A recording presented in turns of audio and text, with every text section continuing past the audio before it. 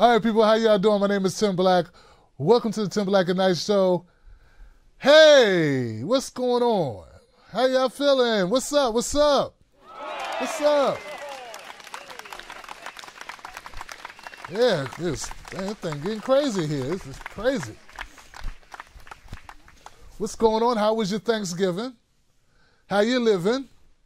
Everybody good? Everybody had a good time? You didn't argue too much with your family about Thanksgiving dinner, did you?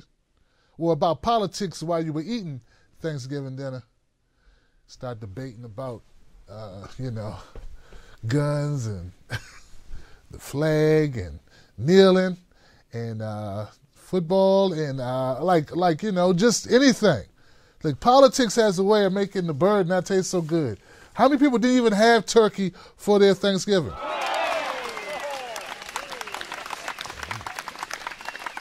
You traitors. You're not patriotic. I'm joking, man. Do what you do. So I want to let everybody know, man, I'm feeling really great right now. I'm getting back into the swing. That's why I forced myself to do this show tonight, because some life-changing things happened for you, Brother Tim Black. I became a grandfather. Yeah. That's right, man. Just call me Pop Pop.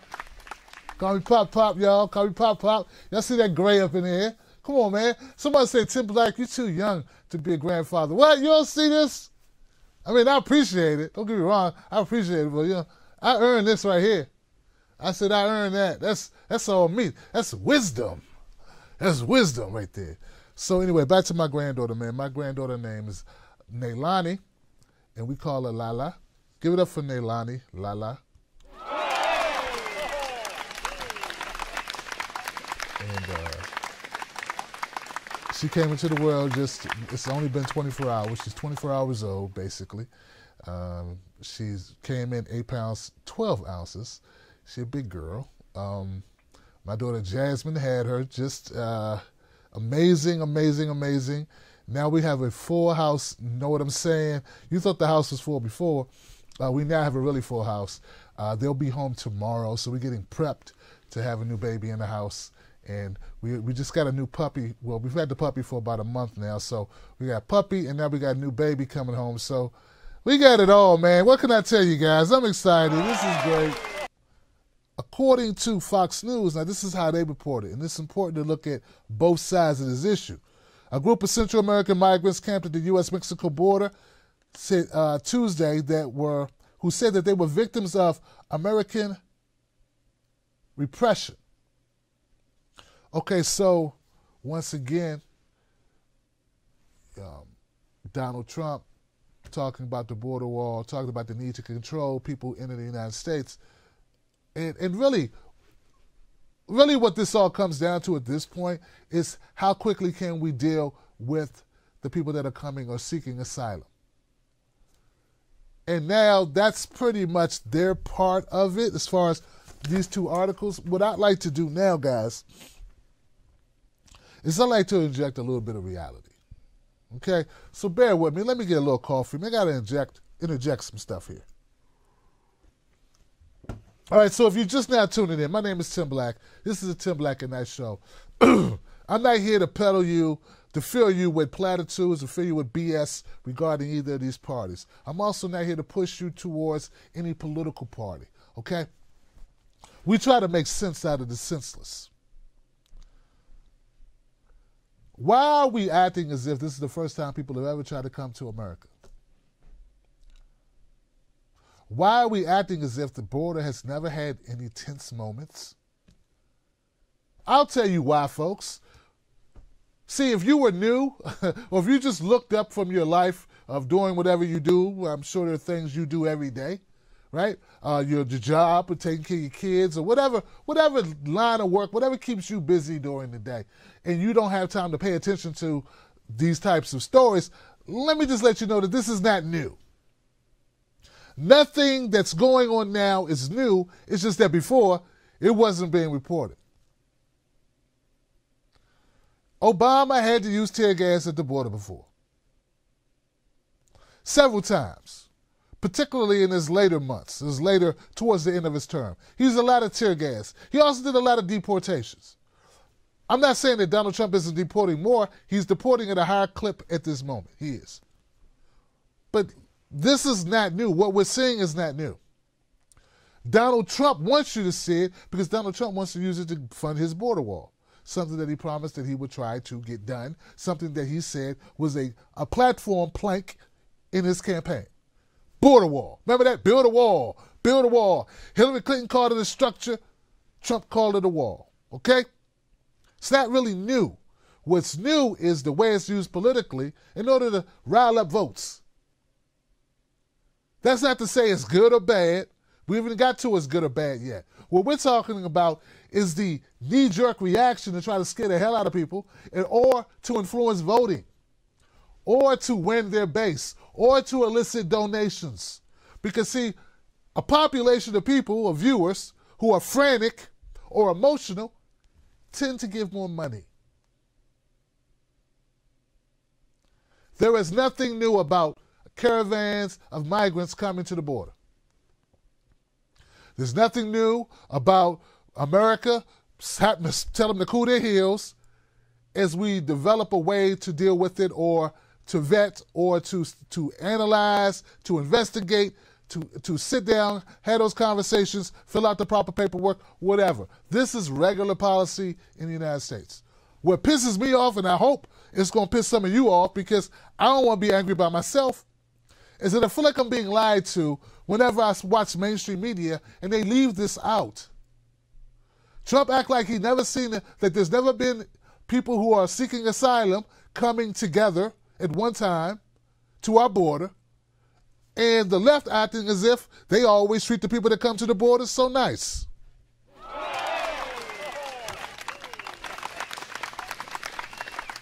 See, I'm not happy with either one of the narratives that's being projected because neither one of the narratives are real. That's what I'm trying to get to. Neither one of them are real. Neither one are honest. Okay? Donald Trump focused on this caravan well before it was time for the caravan to even arrive at the border, the Mexican border, the U.S. or Mexican border, because it was helpful to his votes. In fact, I don't think without this issue that Trump may have even kept the Senate. I think that it was very instrumental in the amount of votes in the midterm elections that Donald Trump strategically used the caravan, fear the caravan, as a talking point in order to help Republicans who were seeking re-election or fending off Democratic challengers in their races. This is what I believe, okay? All right. And according to the document, now I want to go back real quick about the Obama piece, okay? I'm not saying that everything that Donald Trump does is what Obama did. I'm not saying that. Okay, it's true. Tear gas was used once a month at the border under Obama, okay? That's according to, now this is according to the Washington Times. Now, the Washington Times is a right-leaning newspaper, but doesn't mean it's lying. Doesn't mean it's lying. The same tear gas agent that Donald Trump is using, the same tear gas agent. It's not a different agent. Okay? So Trump, I also heard earlier today that Donald Trump, he made it seem like there was a lesser agent, a nicer tear gas agent that the children and the moms would use against them than was used against the angry men that were trying to cross the border. When in reality, it's the same tear gas agent. There are not a lot of different flavors of tear gas agents. It's only like one, okay?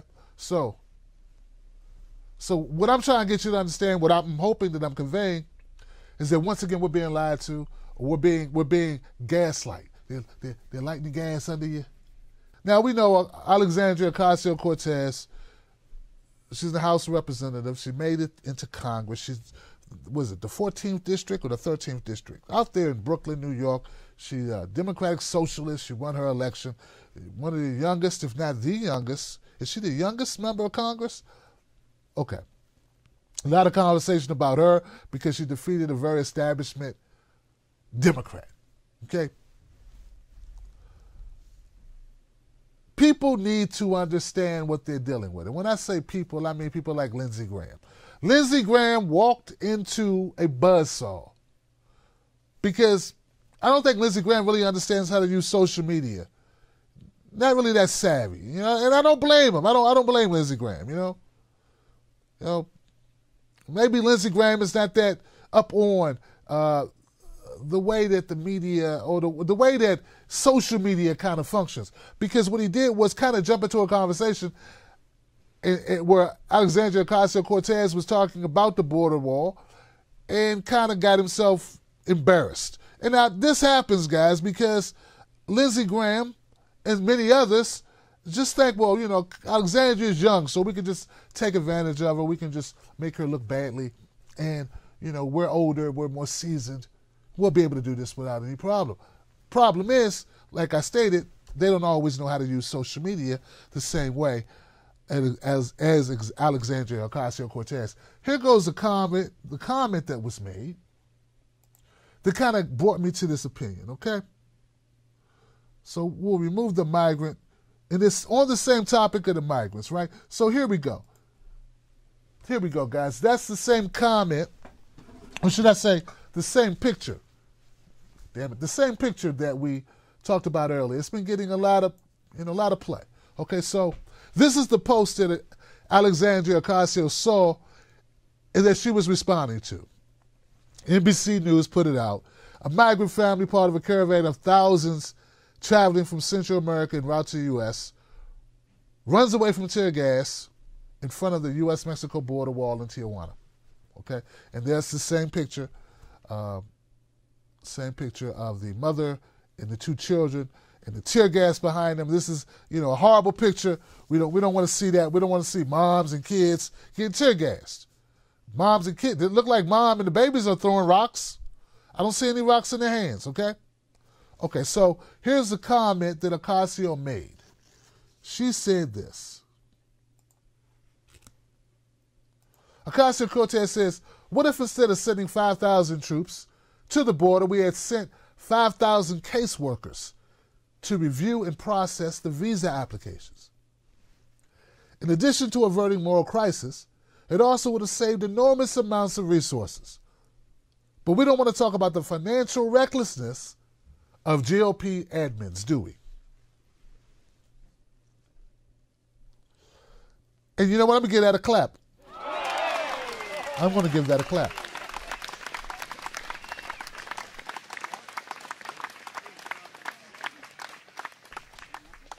And I'm giving that a clap because, first of all, it makes sense. It just makes sense. It's a great comment. Now, you may not agree with the comment, Lindsey Graham. It may not sit well with you, but it's a thought. Like, okay, so if the people are coming here to be processed for asylum, maybe we should be more concerned with getting that process done. Get them in, get them out. Get them in, let them in. Get them in, you approved, or this, okay, we need to find out, this looks good, let's process the people. That's the whole purpose of it. Unless we're so busy demonizing the people that are seeking asylum, right? Or we think that, oh, we're so afraid that they're going to be so dangerous that we can't do that. That our focus is on simply containing and locking down the area instead of looking at these people like these people need help. So I think the narrative that these people are breaking the law and these people are dangerous makes a lot of people not even make this correlation that maybe we need to speed up the process of vetting the people. That's the easiest way to get through this issue. So like I said before, it's not like if you agree or if you disagree, you got to admit it's kind of a great, well, let's not say great. It's a different approach. It's a different viewpoint, and one that you should consider or could be considered by rational people who are looking for solutions to a problem. Okay, so that was her first comment. Let's see what happened after that. Okay.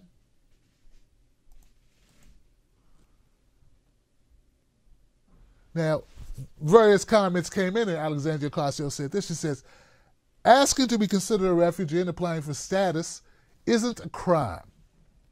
It wasn't for Jewish families fleeing Germany It wasn't for targeted families fleeing Rwanda. It wasn't for communities fleeing war-torn Syria. And it isn't for those fleeing violence in Central America. Now, that sounds good. You know, that does sound good, what she just said. But I have no way of knowing if how we treated, how people from Syria were treated or how people from Rwanda were treated. I know that Jewish refugees who were fleeing Nazi Germany, I know that we turned around a couple of boats, didn't we? But we don't want to get into that, do we? We don't want to get in there. It's very... America didn't want to talk about the fact that we did turn away some folks when they came here. But that's not the point she's trying to make. She's trying to make the point that if you look at people like they need help, it's a whole different idea. It's a whole different way that you treat those people when you see them as people in need, as in opposed to people in greed or people doing bad deeds. Get it? All right. So this is where Lindsey Graham decides to get involved. Okay. Here's the comment. Now, Lindsey Graham sees this comment. And he says, I got to respond. And he responds like this. He says, I recommend you take a tour of the Holocaust Museum in D.C. Might help her better understand the differences between the Holocaust and the caravan in Tijuana. Now, here, guys, I would give this a clap if it made any sense. I can't give this comment a clap, Lindsey Graham, because it doesn't make sense, and you're totally missing the point. See, it's all about the plight of the people that are making the trip. If you believe the people that are making the trip are living in adverse conditions, situations that are untenable, situations that are humanitarian crisis, look, to Lindsey Graham, it may not seem that dire, but some of these people that are fleeing and trying to enter the U.S. are fleeing gang violence where people are killed. They are fleeing oppression and murder and mayhem and poverty. So if those people are fleeing that, it may not be that important to you, but I'm pretty sure it's important to those people that are fleeing it. I don't think that Ocasio was trying to say that it's the same. I don't think it's the same. I don't know enough about the actual conditions of all the Central American countries that people are leaving. But I just got to imagine it can't be that great. Because this caravan is not some air-conditioned bus, limo bus, with a bathroom. I mean, people are walking, people are limping, people are scrambling. Like, this is a very difficult trek across multiple countries. It's not a luxurious trip of privilege. Okay, so people who are willing to do that are doing that for a reason, and it's all about what you think about those people. So anyway, Lindsey Graham, I can't apply what doesn't make sense. So anyway, here goes the response to Lindsey Graham's comment. Okay. And Alexandra, she said, Miss Cortez said, Ed Lindsey Graham, the point of such a treasured museum is to bring us lessons to the present day. This administration has jailed children and violated human rights. Perhaps we should stop pretending that authoritarianism, I can't even talk, tyrannism, and violence is a historical event instead of a growing force. All right. So, yeah, maybe this is something that Lindsey Graham want to reflect on. Maybe he want to consider his own statements. Maybe he would want to take it back what he said. Maybe Lindsey Graham felt maybe some remorse for jumping down her throat and saying, visit the museum and get it right. Well, whether he felt that way or not after making this comment and after Ms. Cortez's response, perhaps the response from someone from the actual Auschwitz Memorial Museum, maybe that might influence him. Yeah. It would really suck if someone from that Memorial Museum chimed in on Twitter in front of the whole world and kind of shut it down. Yeah, that happened. This is what was said. God, man. It don't get no better. Auschwitz Memorial said, when we look at Auschwitz, we see the end of the process. It's important to remember that the Holocaust actually did not start from gas chambers. This hatred gradually developed from words, stereotypes, and prejudice through legal exclusion, dehumanization, and escalating violence.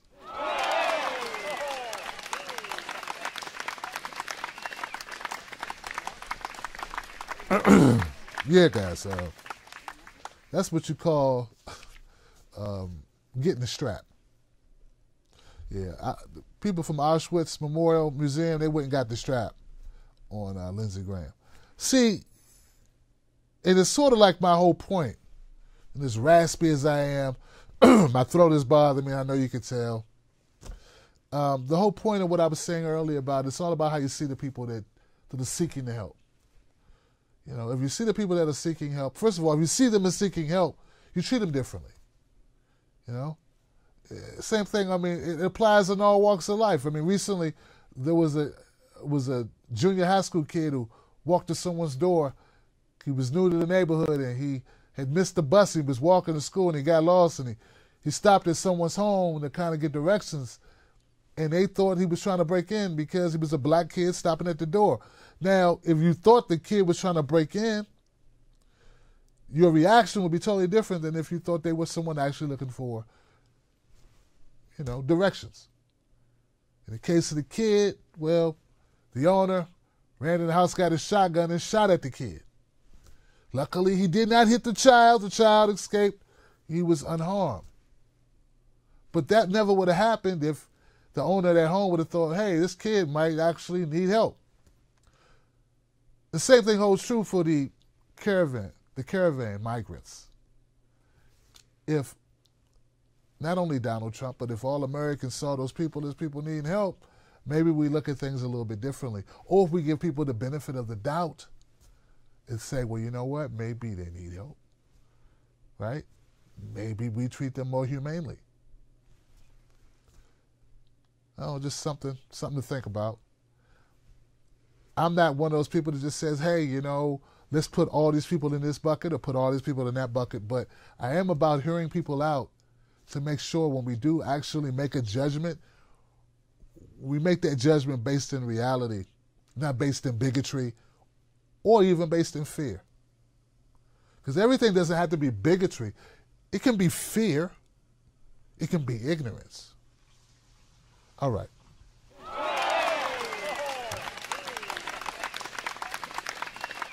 Yep.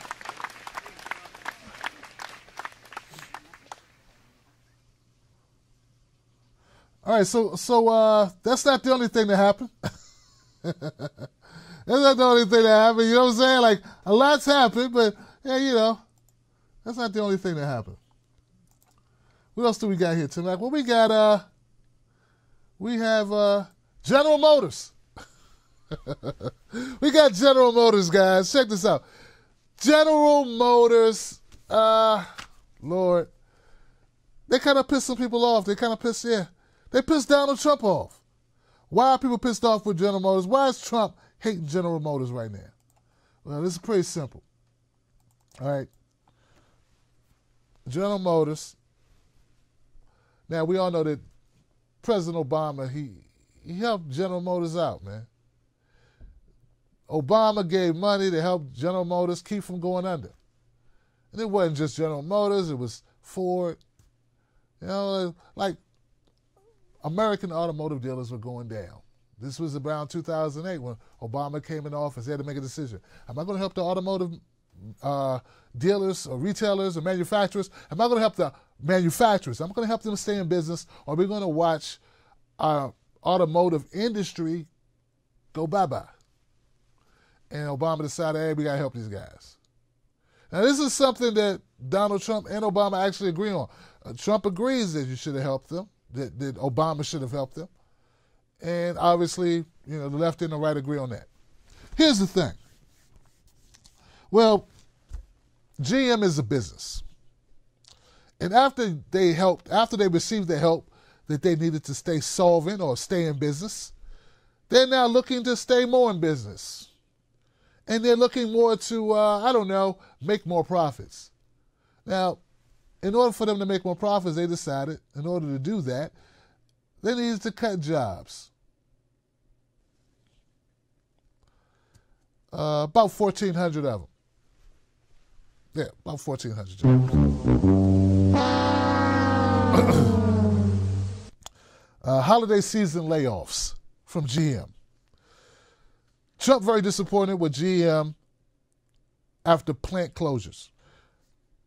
This is bad. Almost 15% of its salaried North American workforce will be laid off. President Trump lambasted General Motors in a tweet on Tuesday, just one day after the auto manufacturer announced that it was cutting 15% of its North American workforce, halting production at several plants, and their shares slipped over 2%. Here's what Donald Trump said. He said in his tweet, "I'm very disappointed with General Motors and its CEO, Mary Barra, for closing plants in Ohio, Michigan, and Maryland." That's where I live. I live in Maryland. Nothing being closed in Mexico and China. The U.S. saved General Motors, and this is the thanks we get. Yeah.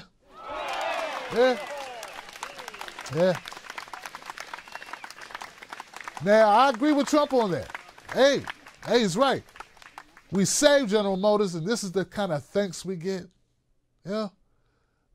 I took you in when you needed a place to stay, and you robbed from me. You steal from me.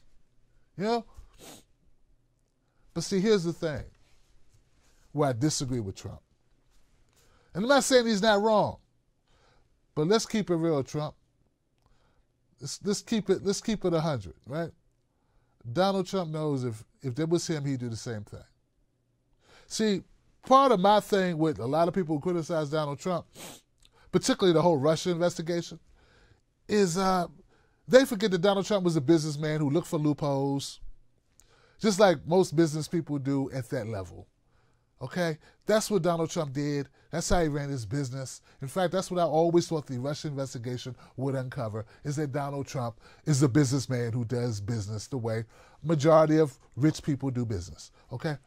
Donald Trump knows damn well that if the shoe was on the other foot and he was not President Donald Trump, he would be more concerned with making sure his shareholders got reimbursed, or making sure his stock went up, or making sure his company thrived, than he would be concerned with the average worker. Now, don't get me wrong, I get that Donald Trump is now President Trump, and he must be concerned with people, but, I'm just saying, let's be a little bit more genuine. He would not be concerned with employees over his own dividends, his own stock dividends. So I don't agree with General Motors at all. I do think they're doing this not necessarily to take advantage or to take a dump on workers. I do think they're doing it for a reason that's strategic for them. But this is the reason why.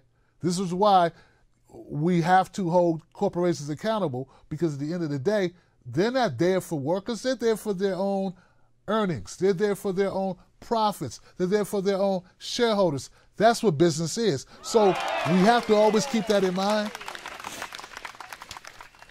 Now, Donald Trump is talking about cutting subsidies for GM, right?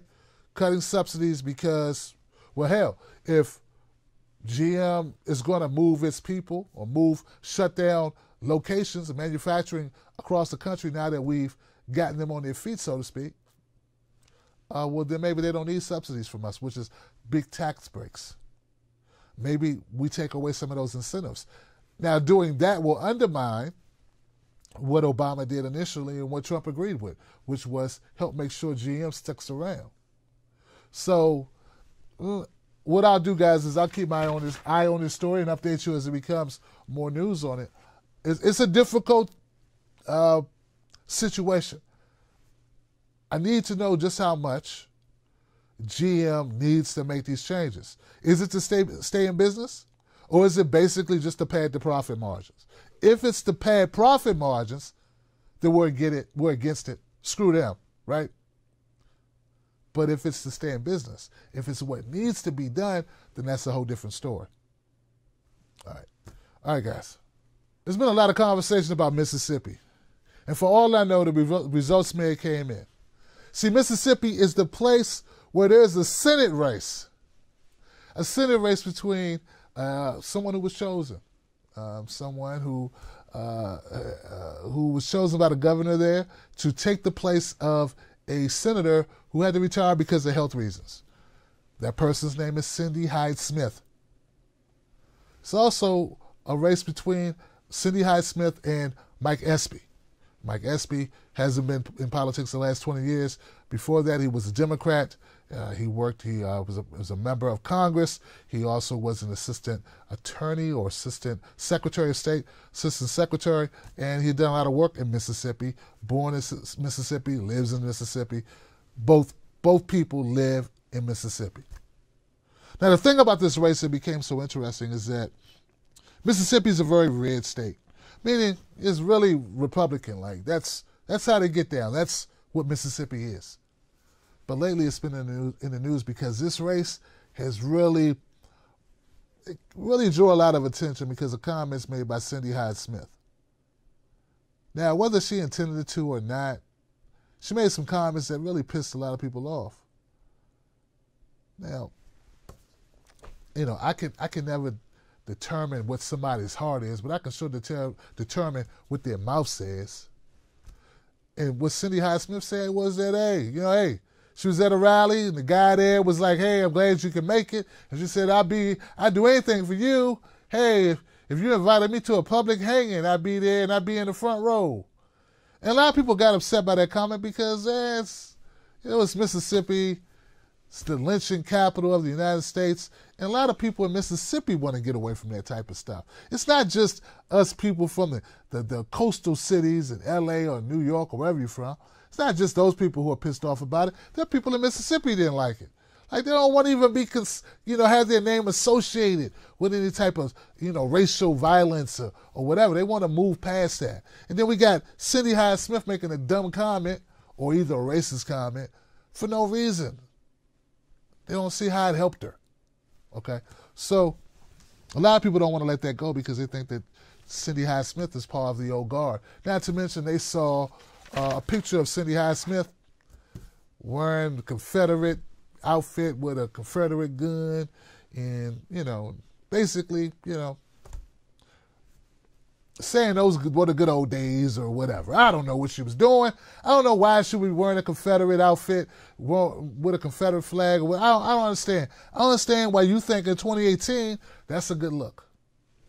So anyway, guys, it's Mississippi. Some people say, Tim, it's Mississippi.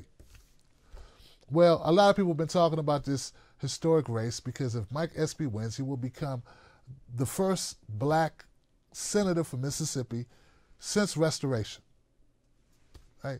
Which is at least 100 years, right? Yeah, at least 100 years.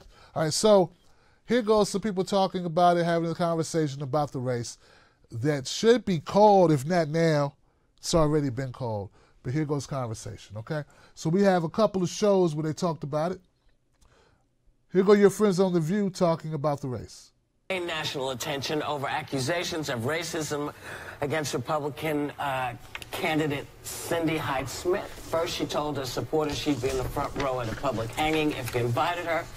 And apparently in 2014, social media posts had surfaced of her at a Confederate President Jefferson Davis's home, holding Confederate soldiers' weapons and calling it Mississippi history at its best.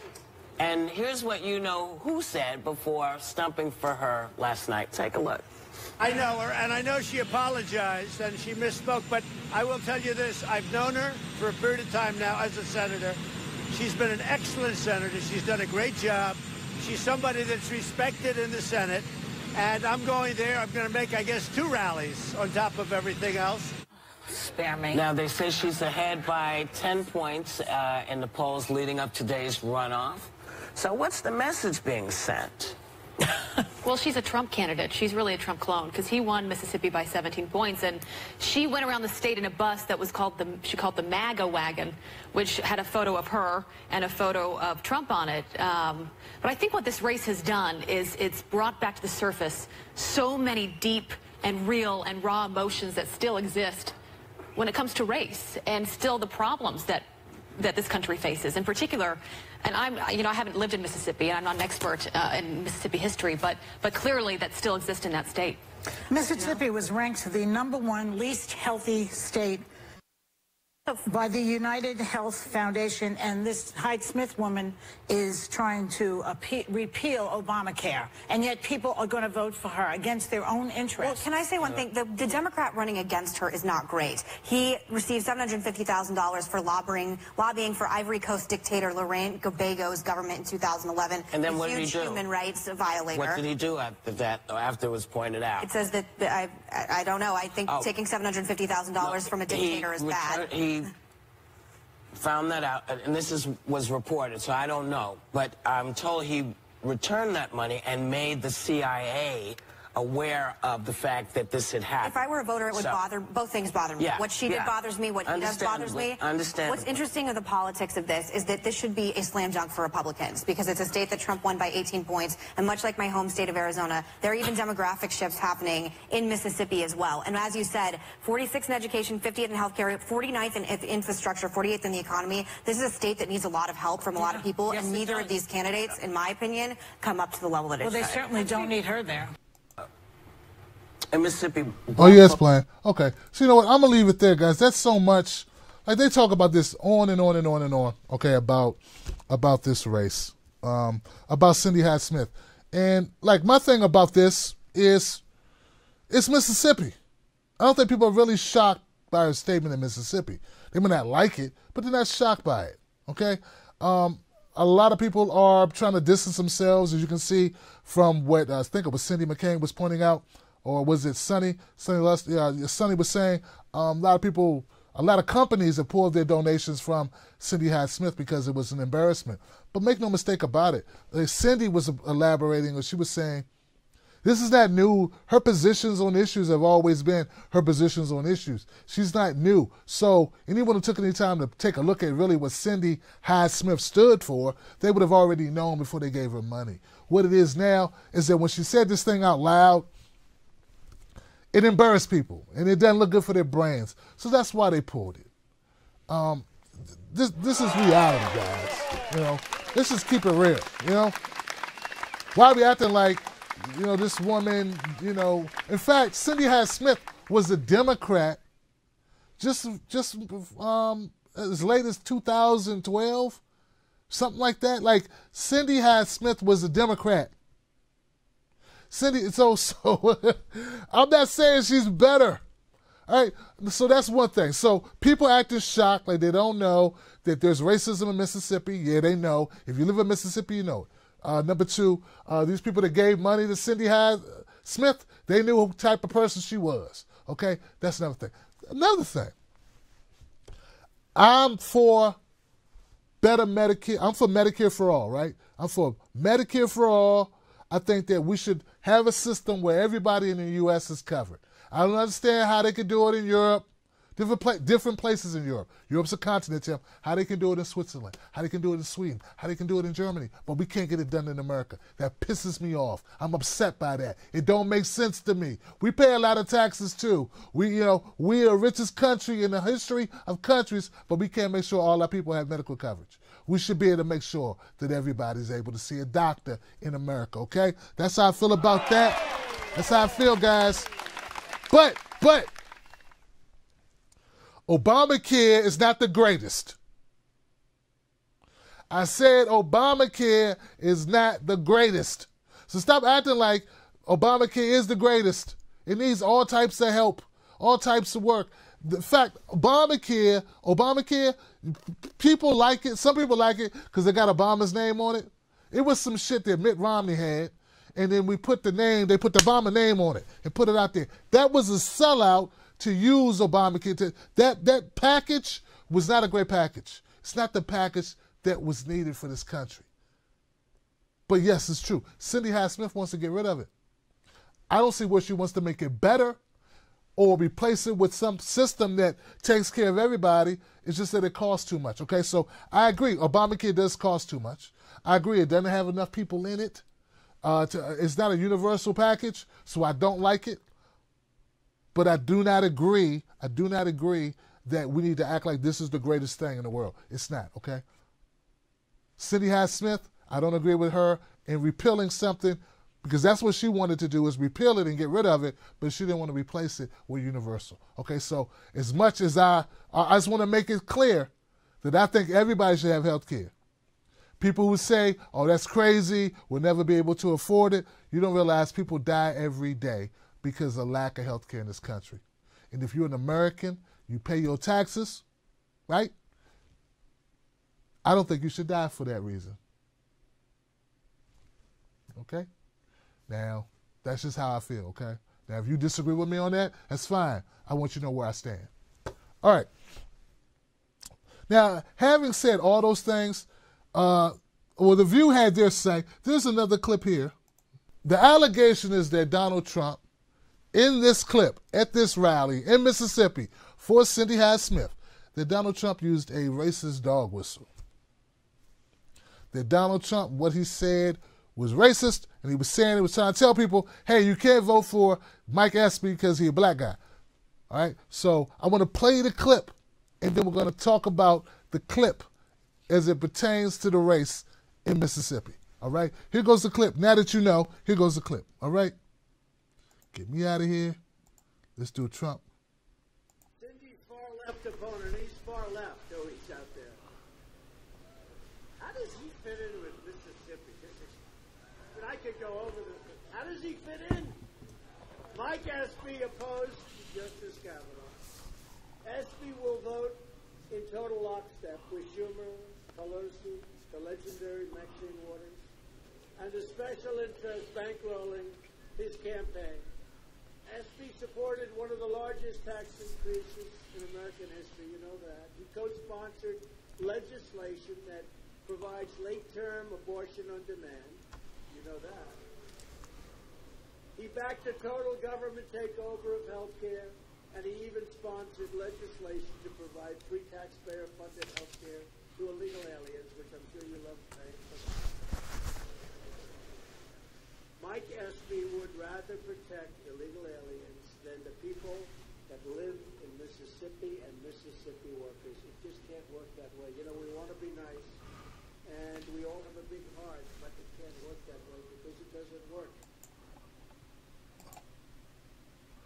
All right, so now this, all right, guys, check this out now. These people are on some BS. I'm trying to watch my language because they're really flagging my channel lately. All right? Let's keep it PG-13, all right? This is BS, people. It's BS. Okay, so Donald Trump, he was saying that Mike Espy's to the left. That's what he was saying, that he's left, that he wants Medicare, and he's pro-choice. He ran down a list of things that he felt that Mike Espy supports. And he says, how can he fit in with Mississippi, with these types of ideology? Now, it wasn't because of race, and the reason why I say it wasn't race is because Mississippi is almost 40% black. Mississippi is one of the blackest states in the country. Now, the people that vote for Cindy may be mostly white. Cindy Hyde-Smith. But make no mistake about it, to say that, I don't think he was saying, I really do not believe that you could say that he doesn't fit into a state that he was born into because of color. No, I believe that Trump was saying that Mike Espy doesn't fit in because Mike Espy is a Democrat in a red state, running a race against a very red, a person now, well, actually, Cindy Hyde-Smith is a fake Republican conservative who was formerly a Democrat, just like I said a few years ago. So, but this is a red state. See, this is one of the things that I hate about media. One of the reasons why I'm in this business, guys, is because I want to tell you the truth. And I know some people don't want to hear it. All right? They want me to just say, oh, Trump's racist. He's racist, racist, racist. Yeah, I don't know. He could be. But this comment right here, this comment, I don't think it was racist. I don't think it was a dog whistle. I don't think Trump does dog whistles. Hey, he just says, that's part of the thing with Trump. He just says it. He says what he thinks. Isn't that what he does? So I think anyone who's saying that Donald Trump was using the dog whistle to tell people in Mississippi don't vote for Mike Espy because he's black, I think anybody in media who's saying that, I think they're full of it. Because Trump went down a list of things that Mike Espy, he says that Mike Espy believes in. I don't even know if Mike Espy believes in him. And says that doesn't fit into Mississippi because Mississippi is a very red state. And it's a very pro-life state, a very pro-gun state, right? And Mike Espy is not those things. Okay, so save all the rest. Like, I got no problem calling Trump out for stuff, but I'm not going to make up stuff to call him out for. He'll give me something tomorrow, but I'm not going to make up something just because it makes people feel good or just because it gets your rocks off. That's not what I'm doing. I think that it's a disservice to viewers when you just lie. And I think that's what they're doing. I don't think that's what Trump meant. Like, maybe people could misinterpret it, but I don't think you're misinterpreting it. I think you're saying that Trump said or used a racist dog whistle just because it's good for your viewership. That's what I think. All right. Now, all that being said, guys, I got a feeling that Cindy Hyde-Smith is going to win. Yeah, I think she's going to win because I believe Republicans want to win more than they want to give a damn about what she said at a rally. Okay? That's what I think. I think they care more about winning.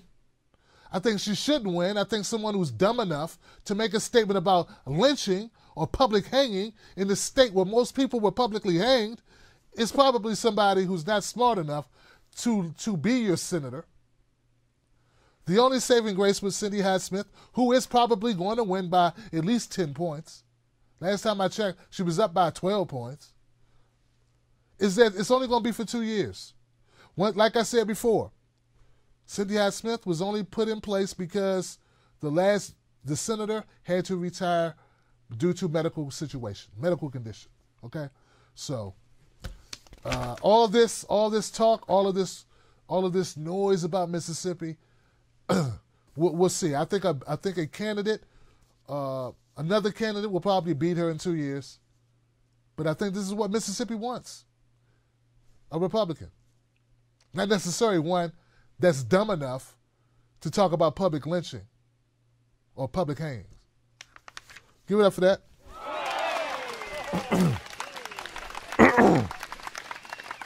All right, guys. That's what I think. It's pretty stupid, all right? But let's see. Now we got a couple other stories I want to get to before we're done, guys. I want to thank everybody who stayed here with me. Thanks for tuning in, man. I'm really fighting. I'm fighting a cold. I got all this stuff going on. But hey, man, I haven't done a show in a couple days, in 4 days, so I had to come back. I don't have to be 100%. I got to come back though. All right. Let's just change this up. Check this out, guys. Now the Mueller investigation is still underway, right? And Manafort, right? There's been a lot of noise about Manafort. And there was an article released by The Guardian that said that Manafort met with Julian Assange of WikiLeaks. All right.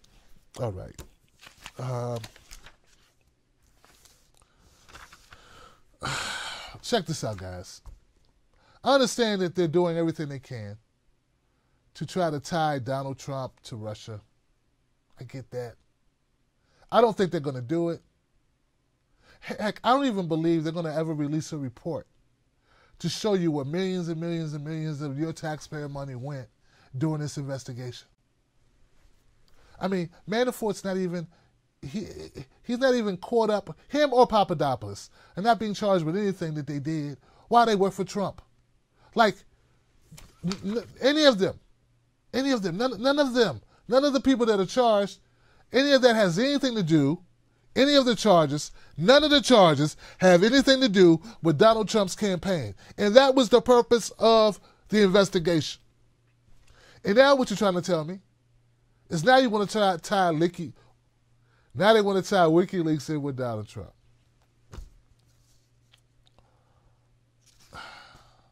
WikiLeaks says they bet $1 million that Manafort never met with Julian Assange. I don't know where the Guardian got its information. I don't know why the Guardian printed that without corroborating evidence. I don't understand it. But I do understand what sells papers. I do understand what sells elections. I do get that. And what I think is this Russia investigation, for the most part, has been a way to detract or deflect blame and to have something to hit Trump on. That's what I believe it's been since the beginning, okay? The Mueller investigation,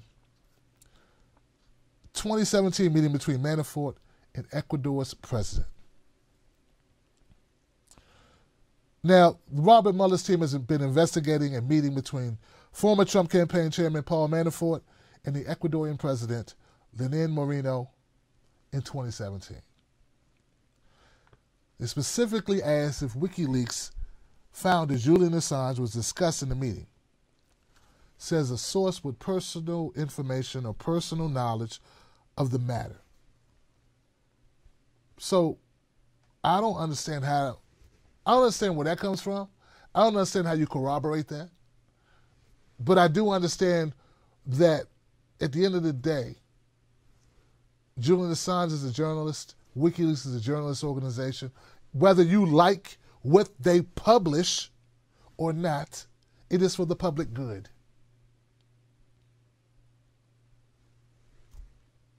You know, the worst thing about Julian Assange and the treatment from the U.S. is that we have this thing in the U.S. where we act as if it's in our culture that people who fight the good fight, people that put themselves on the line, that those people are rewarded and they're just seen as heroes.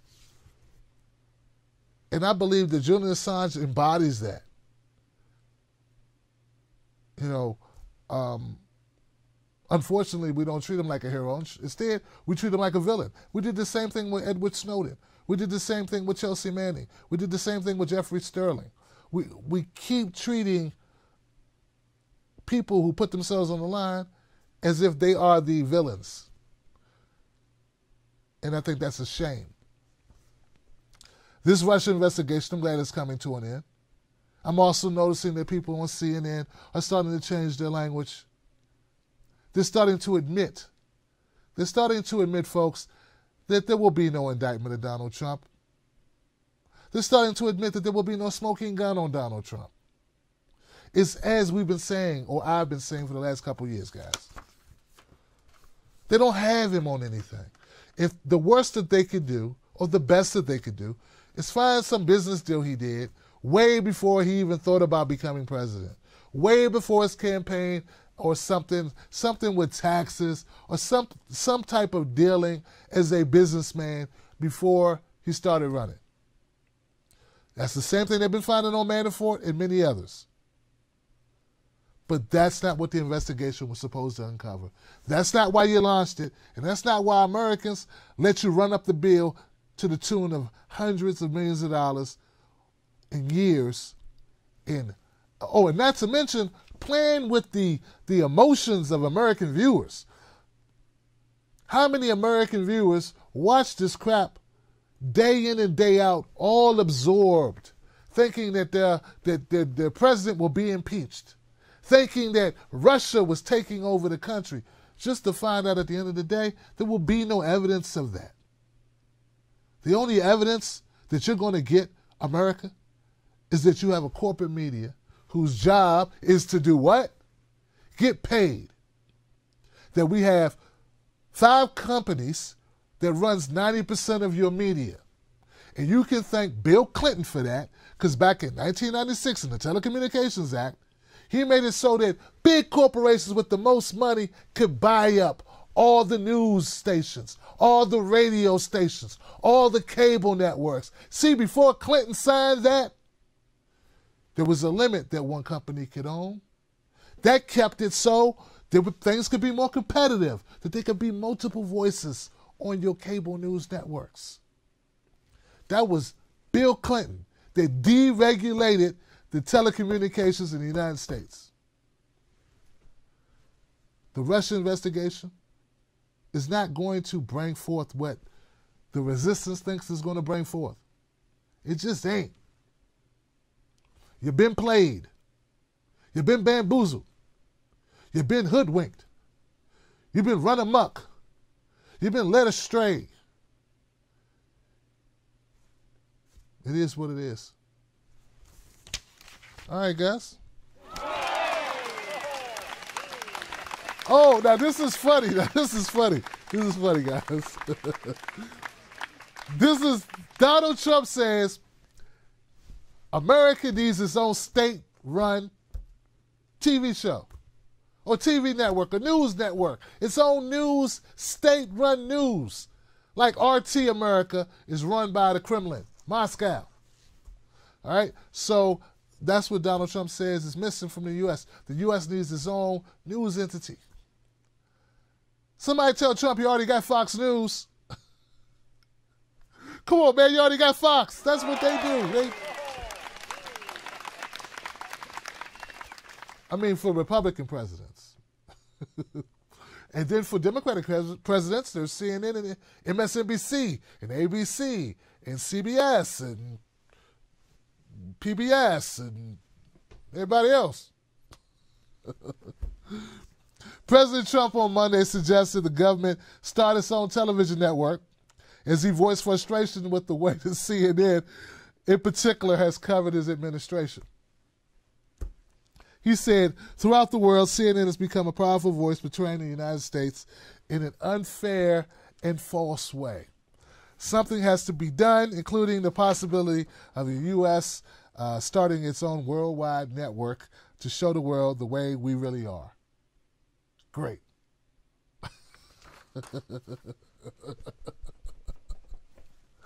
All right, guys. That's hilarious. But I want you to know this. Tomorrow I have an article coming out and a video. And in that article and that video, it's about the Georgia race, about Stacey Abrams, and the real reason why she lost the governor's race in Georgia. Oh man, this is coming out. This is big stuff, guys. This is big stuff. So I want you to know tomorrow that video's coming out and that article's coming out, and I want you definitely to share it when you see it. But during my investigation to put together this great video, right, this in-depth video and this in-depth article, I discovered that Trump's not lying about news coverage. In this, I don't want to give it all away, but let me just say this. Donald Trump has received more negative coverage than any of the last presidents in the last 40 years. At least the last 40 years, all right? Donald Trump has received the most negative coverage. It's almost 2 to 3 times more negative coverage than Obama or Clinton or Bush. And Bush took us to an illegal war. And Obama took us to more wars. And Clinton got impeached. You can't make this up, baby. You can't make this up. I'm serious. So anyway, please. Tomorrow when I put out that article and that video, definitely want you to share it when it comes out, all right? All right. That's it, guys. I'll see you on the next one. Shout out to everybody who sent me love and support. And thank yous and congratulations on the birth of my baby girl, Nalani. I appreciate you. And I'll catch you on the next one.